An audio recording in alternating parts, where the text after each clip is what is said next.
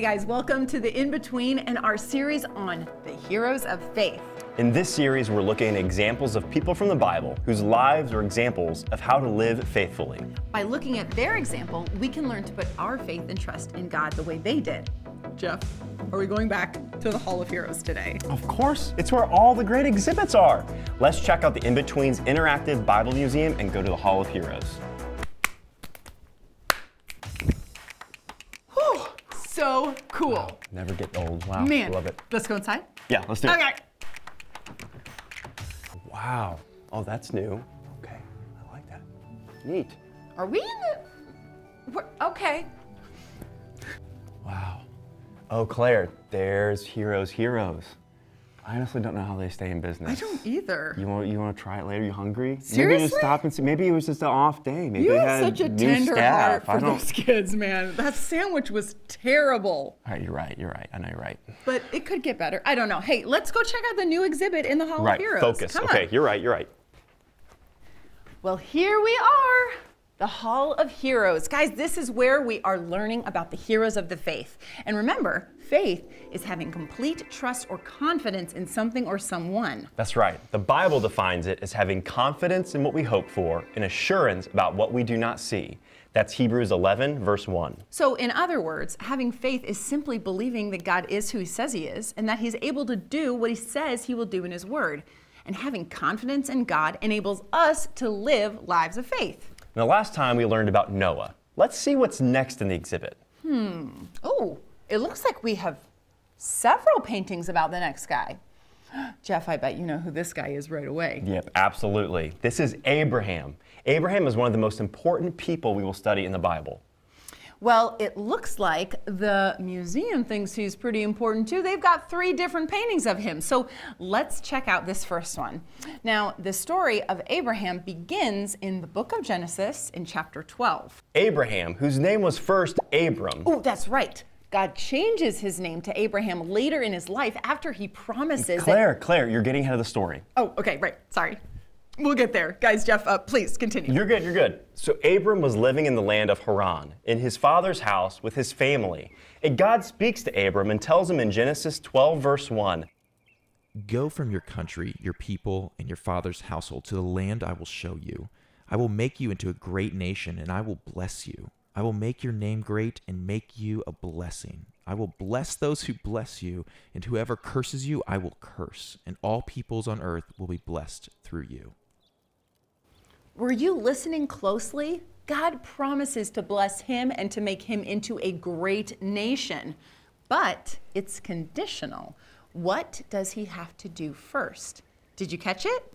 Abram has to leave his country, his people, and his father's household to go to a land that God will show him. That's right. And today it wouldn't be a very big deal to move from one place to another. A lot of us probably have family all over the place. I bet many of you go to visit grandparents that live in different towns or even different states. But that wasn't really the case in Abram's day.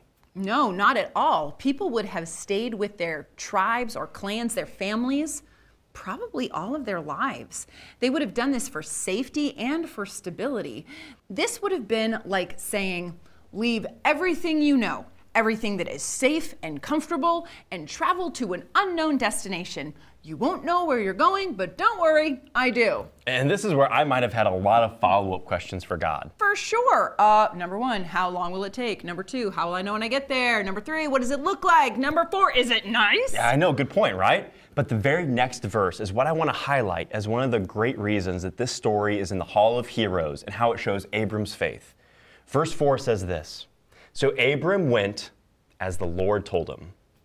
Abram obeyed. He obeyed God's command because he had faith and believed that God would do everything he promised.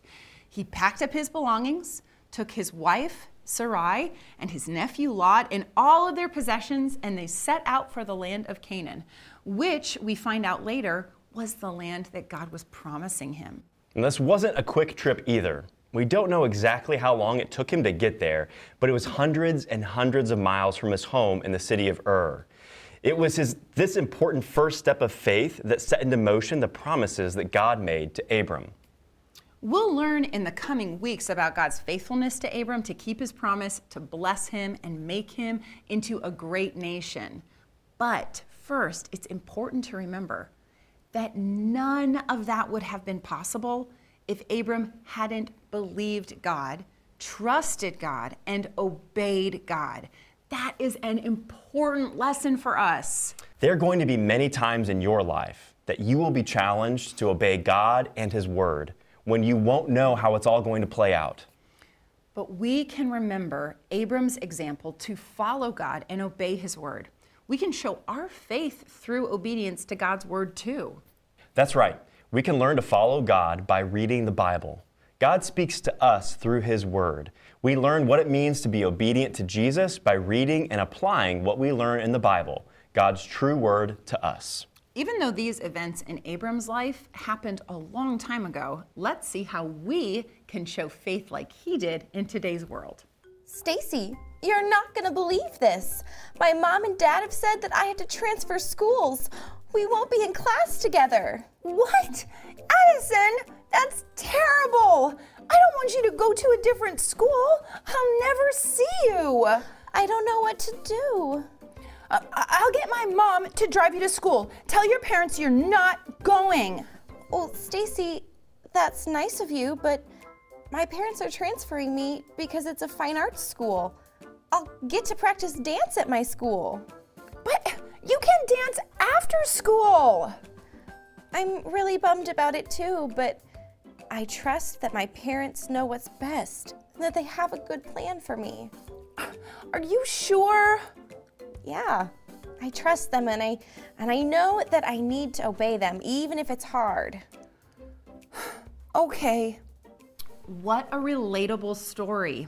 Addison was sad that she would have to transfer schools. It's hard to make friends at a new school. But in the end, she realized that she needed to trust that her parents knew what was best for her, and she decided to obey. We can show our faith in God by obeying our parents or people in authority too. We can for sure. Now let's obey our hunger. I like that. Yeah, okay, that works. I don't know. Do we dare trying that sandwich shop again, Heroes? I don't know. It feels like maybe third time's a charm. I don't go. know. Okay, let's try it. We are here once again. Do we dare see? Yeah, my doctor told me not to come back here. And yet here we are. The special third time. Try it. See what they've got on the menu. let's see Maybe what's they'll. on Oh, special. no, just a special. All right, let's go. Welcome to third Heroes time's a charm. Heroes. Here we go. Today's special consists of What is white even that? I don't even think I know what Sweet that sandwich. is. Oh, that sounds Tomatoes. gross together. You shouldn't do that. Why? Oh, Yeah. the Jello. texture is going to be really... Deli Chicken? Come on. Oh, on its Fine. own, Great, that's okay. great. Oh my have gosh. mercy, you wouldn't do it. Let's see how our expert think- chefs I don't know make that they're Expert chefs, experts. I'm Oh. going Oh, to it's add a more some responsible jello. human, maybe an she's adult, an like quasi-adult definitely figure. older. I think she might make something that we. Okay, well maybe this is all she'll do. Some chocolate Nope. chips in there. Okay. Nope. She didn't Oh. care, and he doesn't Oh, either. the child, please, no. Not the chips. Okay. Oh, that's just gonna... I'm no, gonna please, put someone some call FDA. pepper We need rings to on stop it. this right Come now. The health department, Why, should little somebody, is there girl? no government official who will step in Yeah. to keep this? Seriously, this doesn't look like I'm gonna put a normal slice on kitchen Oh, setup. no, please, please, please, please don't. Okay. Oh, See no, the chicken and the fish. tomato. that's like that would side be is a good sandwich. okay. That's the same, but then they start doing some things to This it that what's make it not happening okay. on the other side. and Nope, it- she put it on the wrong side. Okay, I have a bad feeling. I'm gonna add some white Okay, chocolate. and white chocolate, because why not? White chocolate covered tomatoes. Oh, child, please, please, you don't have to do Tomatoes this. and- Enjoy your sandwich. Do you think they eat the sandwiches they make? I don't think anybody tests it. Maybe we're the testers. Okay. Ew, something just fell out of mine. I just did close my eye. Oh, oh, oh, oh, oh my gosh, no, no, no, no, no, that's so bad.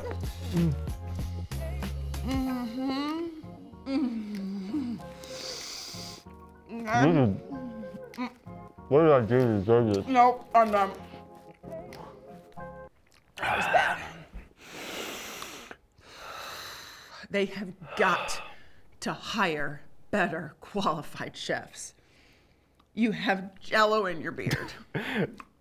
That's all the time we have for today, friends. We'll see you next time. Hey friends, we hope you enjoyed this episode. Hey, wait. You should do the funny accent. Okay, let's go. Okay. Start over. Yeah. Make sure to like. Subscribe. Now we're Australian. And also ring the bell so that you never miss Another episode. Oh, hey.